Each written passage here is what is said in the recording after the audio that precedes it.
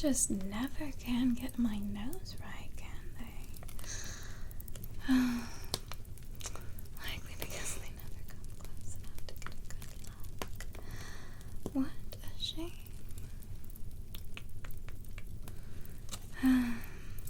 Something intriguing you'd like to share? Must be quite important for you to have trekked all the way through the forest.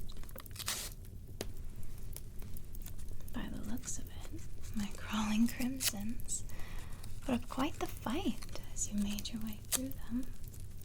A wise choice not taking your dagger to them to avoid being sliced. Better to be hacked at by a few thorns than for their poisonous fumes to be unleashed upon you as soon as you slice open the branches, providing a slow, painful demise as you choke on your own breath. Or perhaps you are entirely unaware of that danger and simply thought it prudent to treat a witch's grounds with respect. Doesn't seem as though you've brought me any curiosities this time, so I can only assume you're here because you've finally come around to my little proposal. What's this? You've brought me something after all. For you. Darling, you do realize you're quite a bit late. Far from fashionably late, more disastrously late. Timely delivery by way of the shops certainly would have revealed our association, and that just wouldn't do. For now, we can still present the illusion that we are entirely unacquainted. An illusion which would be promptly shattered if it became known that you were giving me a fox fur and silk shawl. I see you're precisely as generous with your patronage of other shops as you are with mine. Wonderful. Absolutely incredible quality. Striking stitch pattern. Very secure. Won't be going unraveled, that's for sure. Marvelously smooth. Glistening shine. Lines of silk. Very warm indeed. Those elves sure do know how to stitch. Ah, and another. You spoil me. This way. Sliced persimmons. So she told you how we met. I suppose it is an amusing story, although it is a detail often overlooked. One of the most crucial roles of an innkeep is that of a storyteller, an entertainer. They always need to have plenty of captivating tales up their sleeves.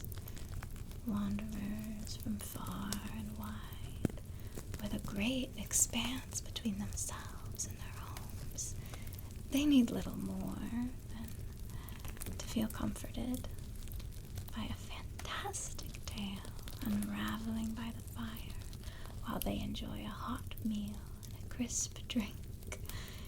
You would know all about that, wouldn't you? So very far from home you are. There is one detail of that particular story that she doesn't have quite right. It'll be our little secret.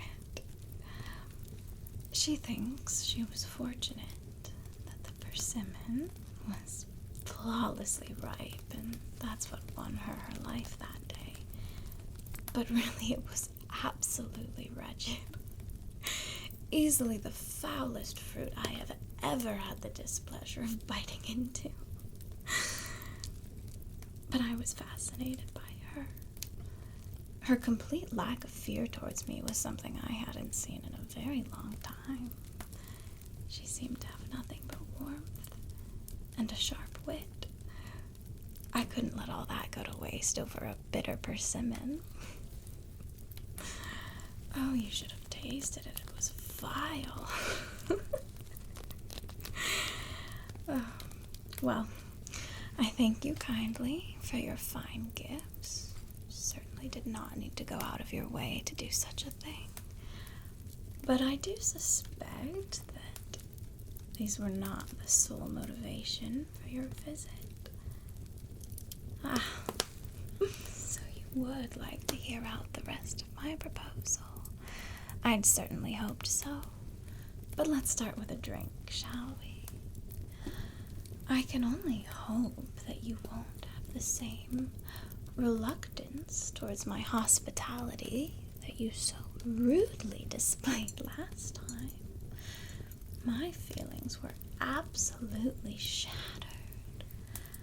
I spent days tirelessly piecing back together the shards of my broken heart.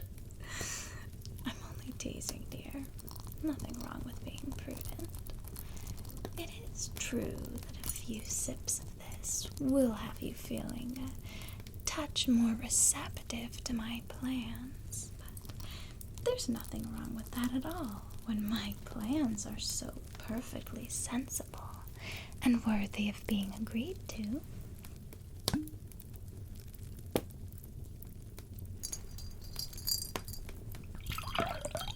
You see, general sentiment towards the Queen has drastically swayed as of late, overwhelmingly in her favor. My request letters have been filled with nothing but pathetic begging and pleading for extravagant gifts to bestow upon the Queen as tribute to her glory, offering payment far exceeding what these items are worth. Here we have a plea for a pearlescent agadella shell. They believe it will look marvelous decorating her neck, complementing her shimmering curls. Unbelievable. As payment, I offer their everlasting servitude. I'd be lying if I said I didn't consider it for at least a moment or two. But really, the last thing I need is some twit twaddling about here making a nuisance of themselves. In exchange for 754 growlings, she begs for a brilliant Rilrose plume for the Queen to tuck into her hair or pin into her gown. Rilrose are stunning, but will not hesitate to attack anyone who dares look at them. So their feathers tend to represent a sort of ruthless beauty.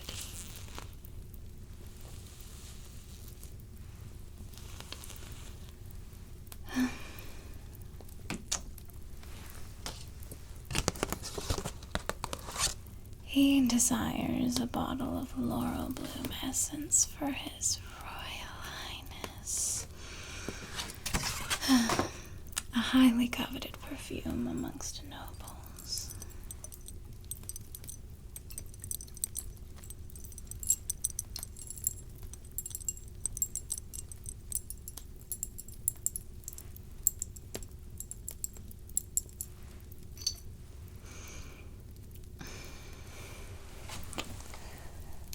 Yes, it smells divine, but unfortunately I now associate the scent with the pompous.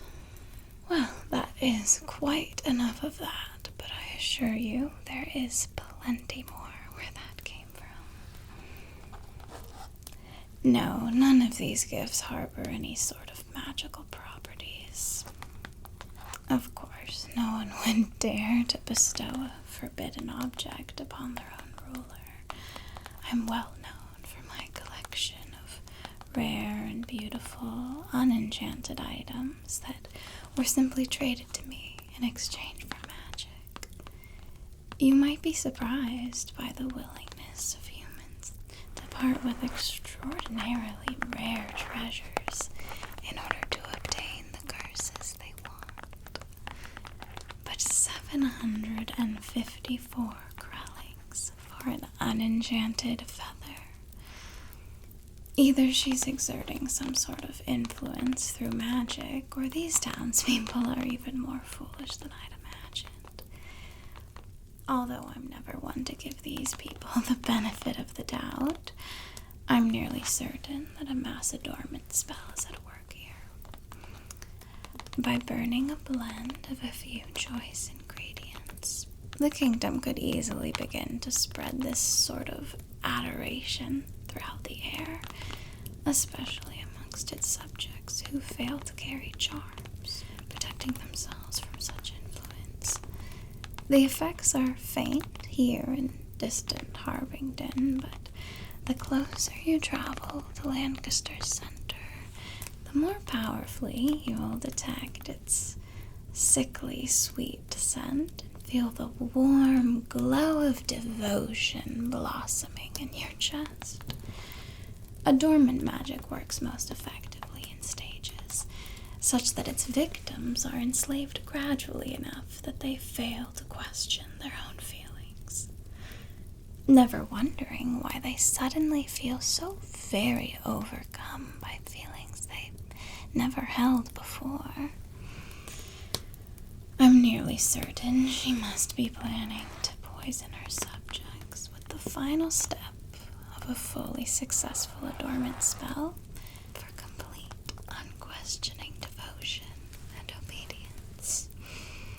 This incredibly rare herb would allow her to fully control the whims and wills of the entire kingdom, replacing every last thought in their minds with unfaltering obedience.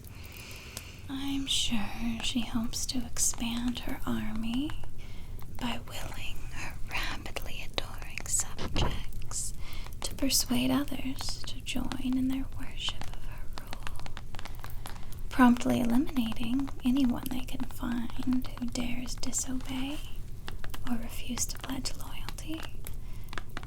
This prospect alone is worrisome enough, and yet it becomes more troubling still if this volatile power is not harnessed with extreme skill and pure intention.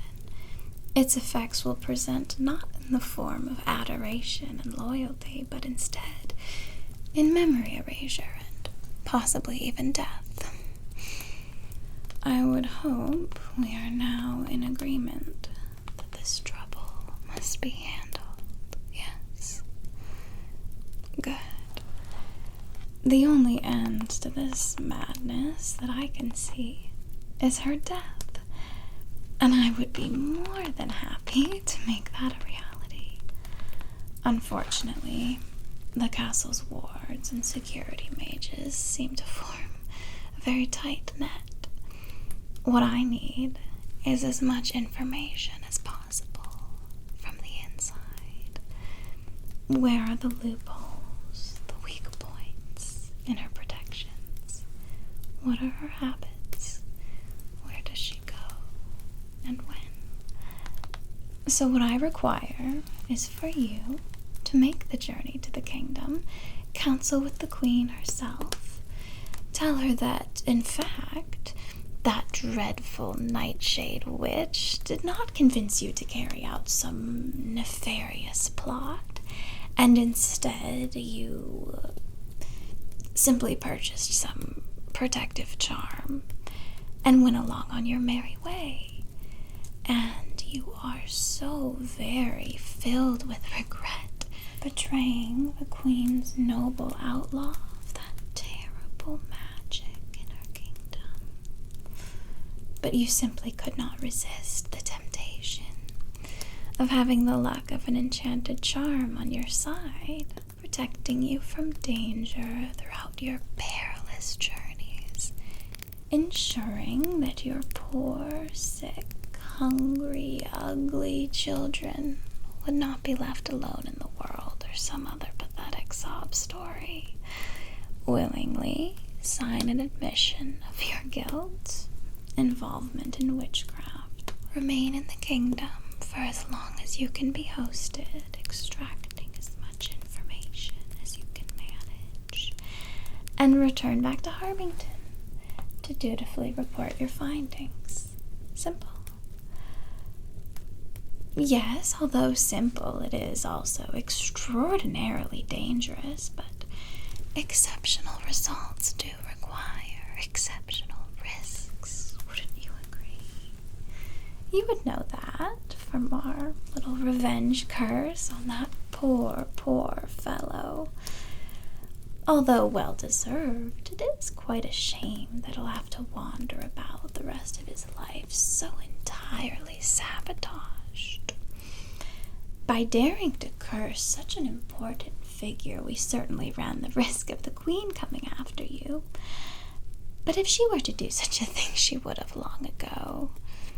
By now, we can rest assured that she is none the wiser as to who dared curse one of her own guards. Although I doubt she was ever troubled much in the first place.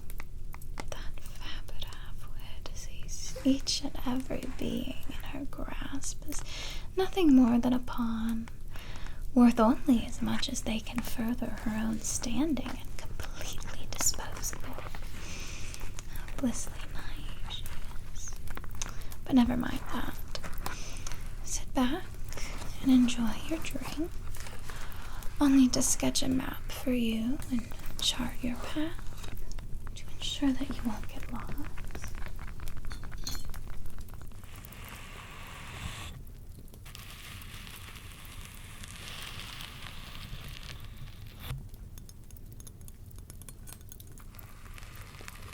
Essential detail. Up to understanding what shortcuts would be mentioned, which areas would be distinct.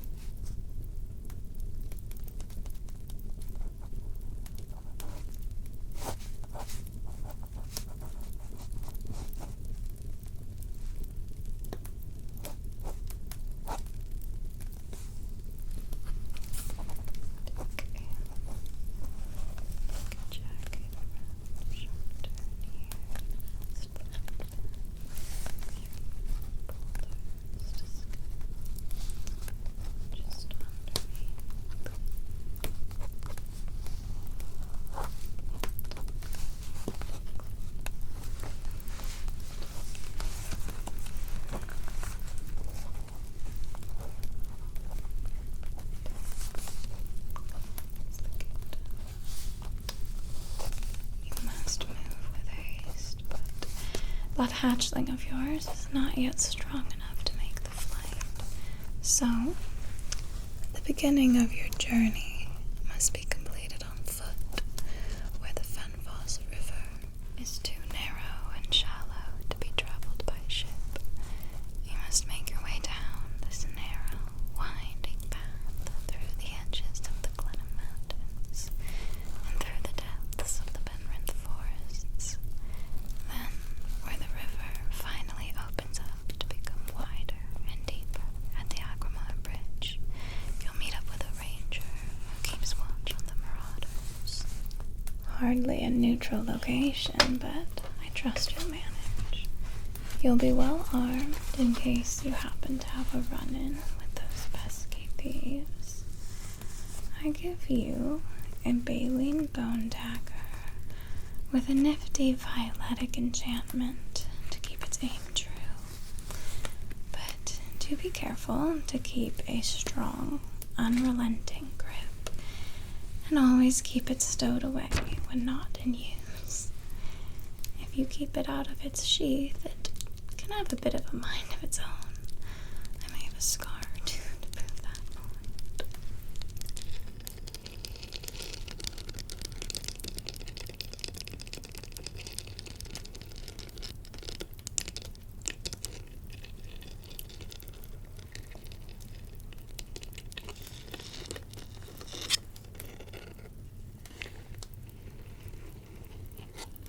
As well as a pouch of stunning powder. This will momentarily throw your would-be attackers into a confused stupor, just long enough for you to dart behind a bush, scramble up a tree, whatever you can manage. By the time they regain their bearings, you will be nowhere in sight, and they will quite conveniently forget you are ever there. Yes, you just grab a pinch and throw a cloud of it straight into their grubby little faces. Here, you can have a look. It is incredibly potent. You only need to use a pinch. This little pouch should last you a very long time, depending on just how many shenanigans you find yourself getting into.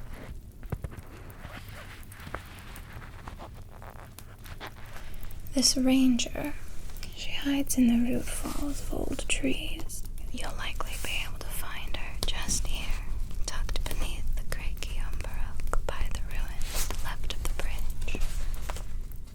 She isn't exactly known for her refinement, but she will certainly keep you safe. You'll wait there with her until the arrival of a small merchant ship. It carries supplies amongst the ports about town, and even from distant lands across the seas. It'll be the one made of dark tanglewood and flying a flamboyant red flag, streaming with silky ribbons and tassels. The ship will carry you the rest of the way into the city overnight. The captain normally would not be so willing to burden herself with a stowaway, but she will soon be owing me a hefty favor. You see, one of her most important ports is Grenfleur, to deliver only the best bread and finest silks. The kingdom accepts nothing less. And without successfully acquiring these goods on behalf of Lancaster, she would certainly lose her lucrative position as the kingdom's chief trader. But Lancaster's port has become absolutely riddled with these mischievous underwater creatures called adderbellies, who've taken a liking to the tanglewood oak planks her precious ship is composed of. They love to chew on it, pulling jagged bits loose to use in building their nests. Thankfully, I am going to save her beloved ship and protect her prized position. By providing her with a carefully concocted brew, she will simply need to apply to her ship's exterior, causing those pesky creatures to experience a hallucination of sorts, now seeing her ship not as a tasty snack, but as a formidable predator to be avoided at all costs.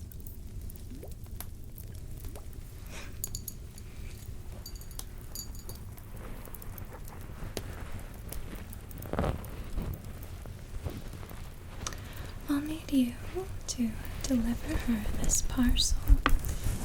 Inform her that it was I who sent you, and I'm sure she'll be quite suddenly willing to provide admittance to her ship.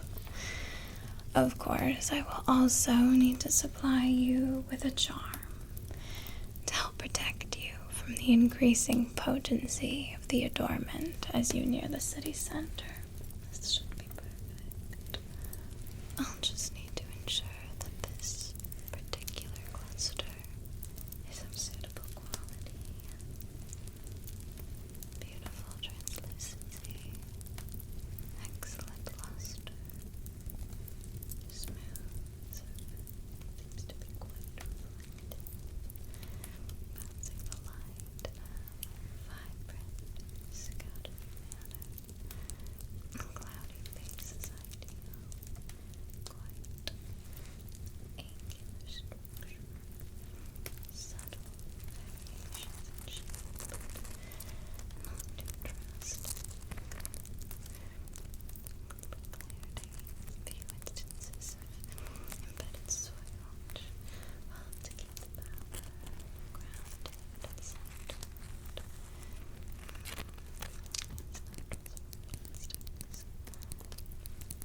Gentle smoking needs the base. Several curved slopes next to the side, shimmering patterns throughout the center, plenty of faces should be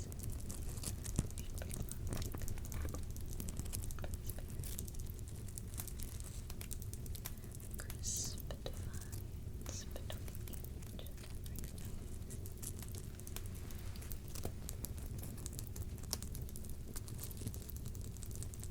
Slightly jagged, which will benefit the protection of protective energy. Significant control. Sharp points. Always desirable.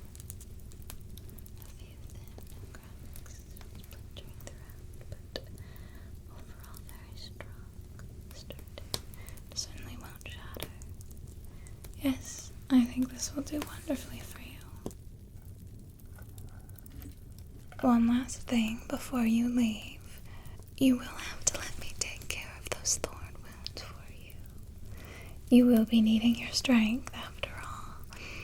Not to mention that if those are left to heal on their own, well, you needn't worry about that.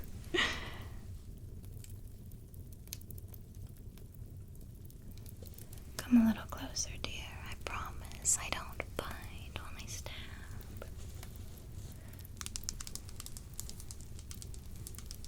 Just a few touches of this should have you all fixed up in no time.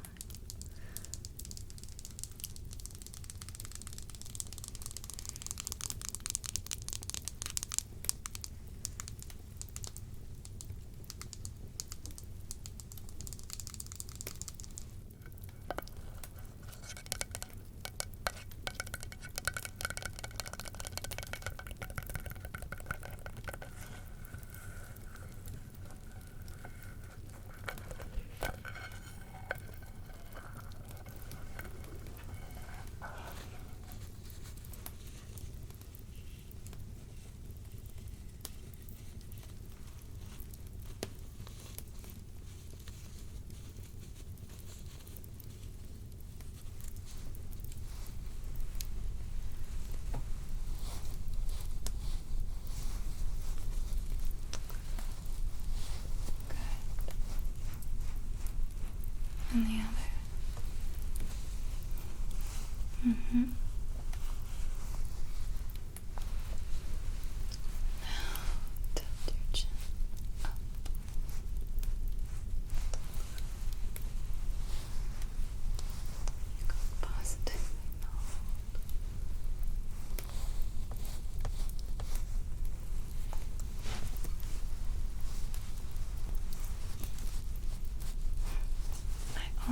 seem to forget how soft, how woefully delicate the flesh of mortals seems to be.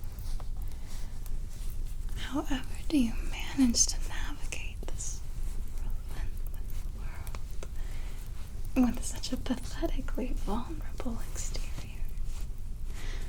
Quite a marvelous feat.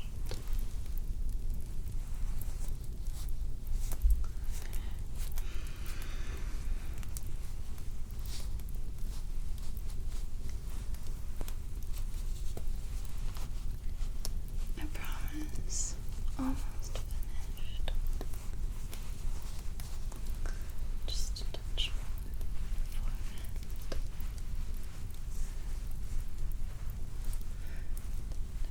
Your neck. Good job. Yes. Your collarbone.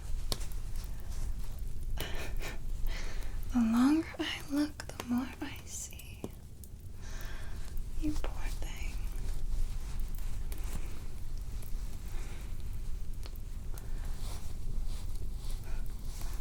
I think that should suffice. As for the tears in your garments, I'm afraid I'm not much of a seamstress, but I'm sure Bridget will be able to get you sorted. It would also be wise to pay Evangeline a visit before you depart for Lancaster, to secure a blessing. You certainly will be needing any extra safety and luck you can possibly manage. But please, do not be frightened. I have adequate faith in your ability to carry out this journey with precision, strength, and success. I'm only teasing. More than adequate faith. Moderate faith. Of course. Anytime you need cheering up, you know exactly who to come to. I just have a way with words. I am seeing some negative energies. Are these worries? Fears? There's no need for these. You have no use for them.